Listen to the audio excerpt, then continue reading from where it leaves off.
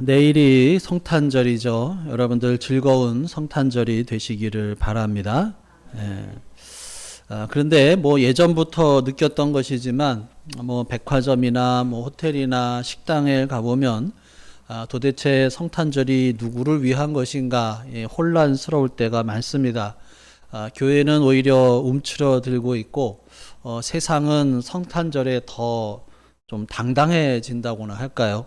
해가 갈수록 이 성탄절이 누구를 위한 것이고 또 누가 주인공이고 뭐가 핵심인지 참 많은 것이 애매해지는 것 같습니다. 자, 이 성탄절 어떤 의미일까요? 왜 우리가 이 성탄절을 기념을 할까요? 예수님의 탄생 그리고 성탄의 기쁨을 제일 먼저 알려준 천사들의 선포에 의하면 자, 예수님의 탄생은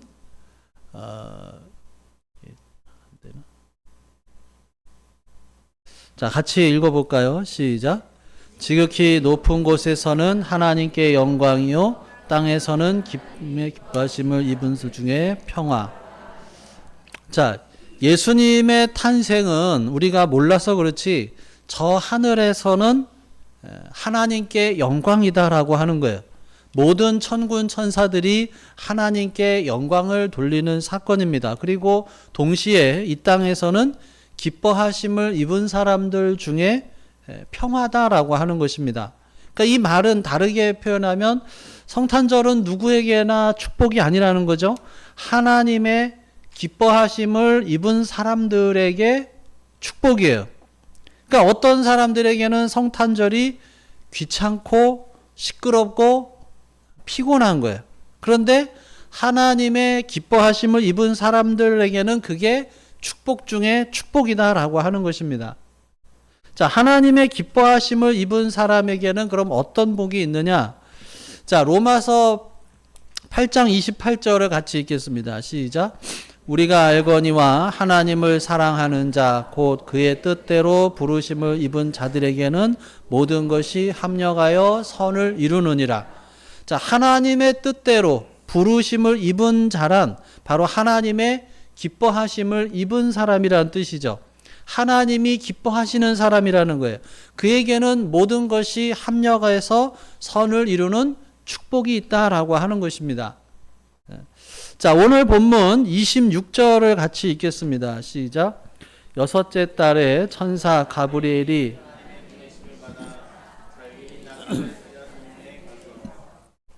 자, 27절도요. 마르타 자손 요셉이라 하는 사람과 천사 가브리엘이 갈릴리 나사렛이라고 하는 동네를 찾아갑니다. 갈릴리 지역 나사렛이라는 동네인데, 자, 특이한 거는 이 구약 성경에 보면은 이 나사렛이라는 이름이 한 번도 나오지 않습니다. 이 베들레헴이라는 작은 동네도 나오는데 이 나사렛은 구약 성경에 전혀 나오질 않아요. 그만큼 아주 시골이에요. 그냥 깡촌인 거죠. 그래서 그 예수님 당시에 뭐 메시아가 뭐 나사렛 예수다 그러니까 뭐라 그래요? 나사렛에서 무슨 선한 것이 나오겠냐 하면서 무시당하던 이 별 볼 일 없는 그런 동네란 뜻이에요. 자, 그런데 이런 시골 구석에 천사 가브리엘이 찾아갑니다. 그리고 다윗의 조상 유다 지파의 후손인 요셉과 약혼한 처녀 마리아를 방문을 해요. 이 당시의 유대인 관습에는 결혼하기 1년 전에 약혼을 하는데 이 법적인 효력이 이제 결혼한 것과 거의 같아요. 그렇지만은 또 부부 관계에는 결코 가질 수 없는 또 그런 때입니다. 엄격한 순결이 요구되는 그런 때예요. 자, 약혼하고 이러한 순결의 때를 보내고 있는 마리아에게 찾아간 이 천사 가브리엘이 이상한 소식을 전하죠. 자, 30절을 같이 읽어볼까요? 시작. 천사가 이르되 마리아여 무서워하지 말라 내가 하나님의 은혜를 입었느니라. 31절도요. 보라 내가 잉태하여 아들을 낳으리니 그 이름을 예수라 하라. 자, 처녀에게 하는 말이 뭐예요? 내가 잉태하여 아들을 낳으리라. 참 괴상망측하고 뺨맞을 인사죠.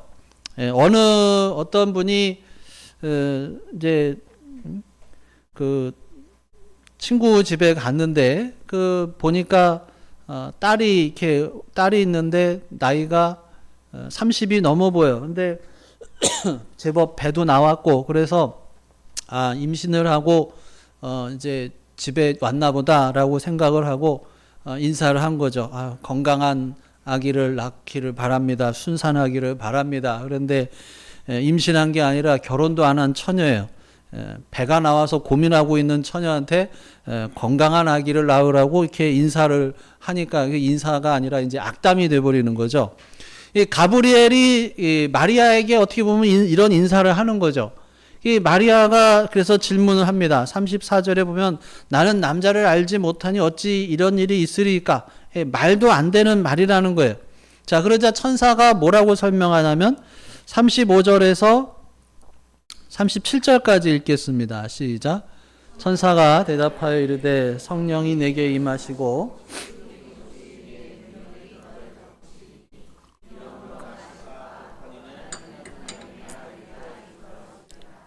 보라 내 친족 엘리사벳도 늙어서 아들을 배었느니라.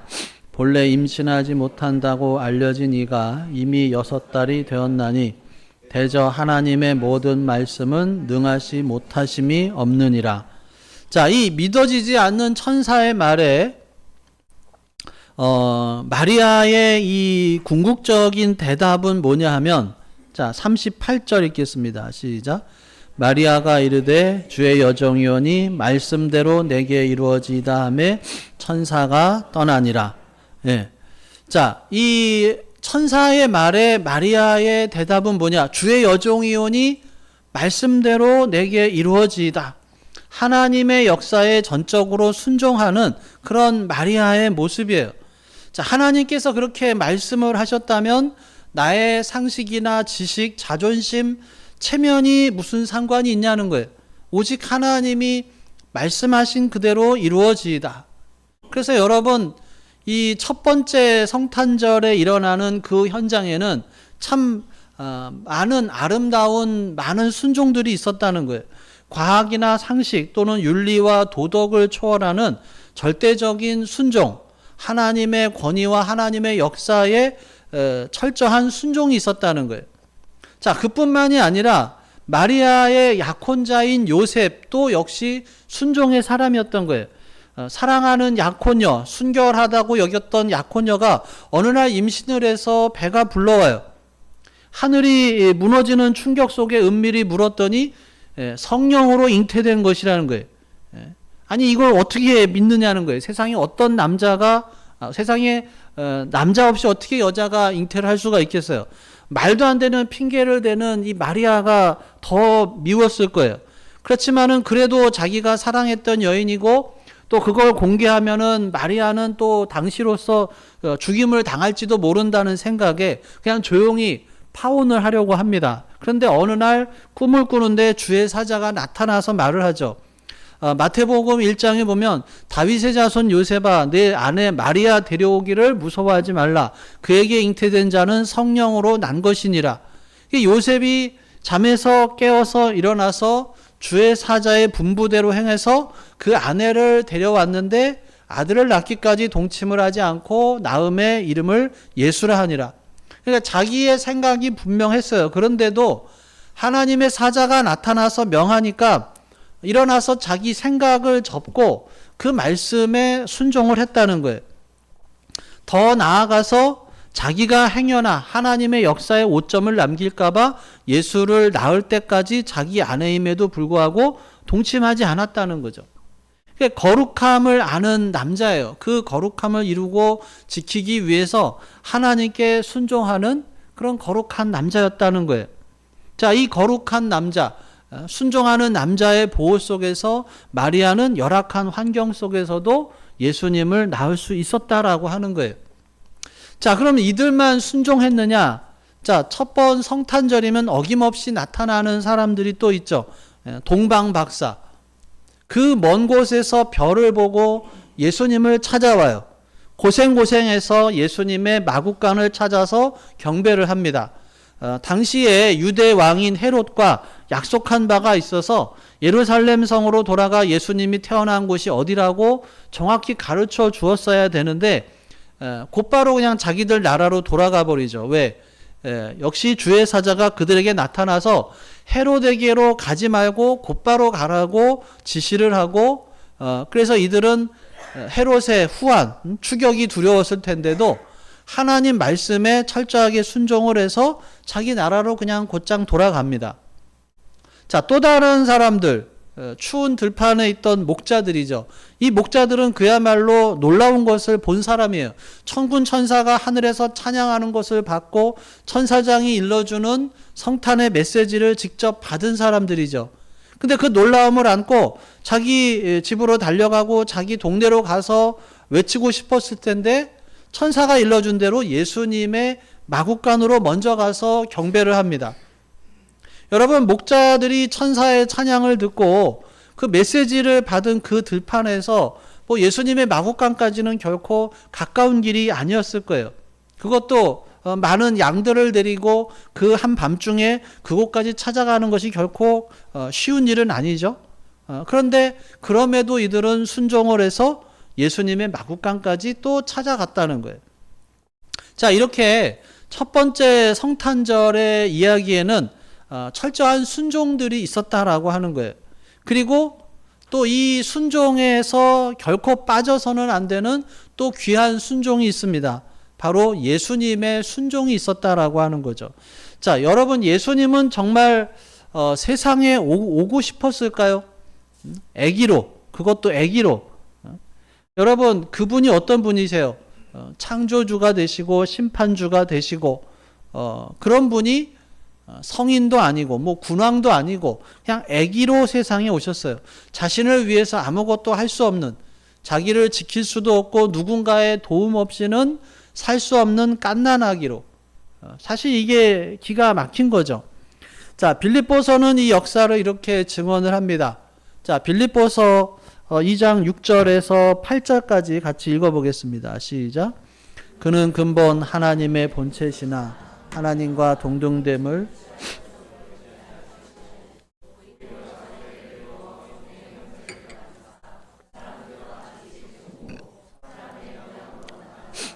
자기를 낮추시고 죽기까지 복종하셨으니 곧 십자가에 죽으심이라. 자, 예수님께서 왜 이렇게까지 하셨을까요? 이유는 단 하나죠. 성부 하나님, 아버지께서 원하시기 때문에, 아버지께서 그렇게라도 해서 인류를 구원하시기를 갈망하셨기 때문에, 그래서 예수님은 거기에 절대 순종, 자원하는 심령으로 절대 순종했다라고 하는 것이죠. 그러니까 성탄절은 이렇게 보면 정말 모든 것이 다 순종의 역사였다라고 하는 거예요. 하나님의 아들이 죽기보다도 싫은 모욕을 당하면서까지, 천사들이 깜짝 놀랄 정도까지 그런 수모를 감수하면서 절대 순종하셨던 역사라고 하는 것입니다. 순종은 하나님의 사랑이, 하나님의 권세가, 하나님의 축복이 흐르는 통로라고 할 수 있습니다. 순종이 건강한 사람에게는 하나님의 사랑이 원활하게 흐릅니다. 하나님의 축복이 막힘없이 도달을 합니다. 사랑하는 여러분, 순종하며 사실 수 있기를 간절히 바랍니다. 이 샘 슈메이커라고 하는 사람이 그런 말을 했어요. 하나님께 10%를 순종하면 10%의 행복이 있고 50%의 순종을 하면 50%의 행복이 있고 100%의 순종을 하면 100%의 행복을 누릴 수 있다. 그러니까 우리에게 불리하거나 손해가 될까 싶으면 순종하지 않고 유리하면 순종한다. 이것은 진정한 순종이 아니죠. 이런 변명 저런 변명을 늘어놓으면서 자꾸 이렇게 순종하는 것을 지체하는 것도 순종이 아니에요. 여러분, 하나님께 순종하며 하나님의 권위에 순종하며 사실 수 있기를 간절히 바랍니다. 종종 착각을 하는 사람들이 있어요. 그냥 알면은 다 되는 줄로 생각을 해요. 설교를 들으면서 나 저 내용 다 알아.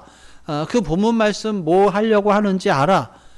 성경의 지식에 그냥 화난 사람들이 있죠. 그런데 알면 뭐 하냐는 거예요. 헤롯이 메시아에 태어났다는 소식을 동방 박사들로부터 듣고는 당황을 해서 대제사장과 서기관들을 다 모아서 그 장소를 알아내라고 합니다. 정확하게 그곳이 베들레헴이라고 짚어내요. 이미 알고 있었던 거예요. 그런데 그들은 어떻게 해요? 베들레헴으로 가지 않습니다. 예배드리러 가지 않아요. 그냥 의미 없는 지식이라는 거예요. 알기는 아는데, 엄청나게 아는데 그 지식이 에너지가 없는 지식이라는 거예요. 하나님께 나아가는 지식이 아니라 그냥 팔짱 끼고 있는 지식이에요. 순종하기 위한 지식이 아니라 그냥 자기 교만을 위한 지식이에요. 자신의 삶에 변화가 일어나고 행동으로 옮길 수 없는 그런 쓸데없는 지식이 되고 말았다는 것입니다. 또 어떤 사람들은 자신이 내놓는 핑계 구실을 다 정당하다고 여겨요. 그런데 생각해 보면 여러분, 마리아가 천사가 일러준 대로면 어떻게 되는 거예요? 자기는 망한 거죠.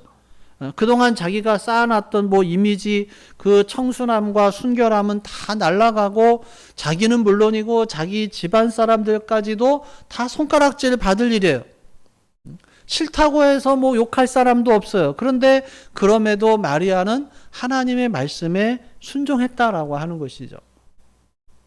요셉은 어떻습니까? 이게 무슨 날벼락이에요. 아무리 천사가 자기한테 일러주기는 했다지만 그거야말로 이 꿈속의 대화죠. 어떻게 믿을 수가 있겠어요?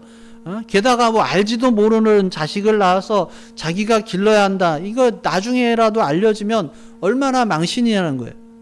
그런데도 하나님께서 원하신다면 순종해야지 하는 마음으로 순종을 한 거예요.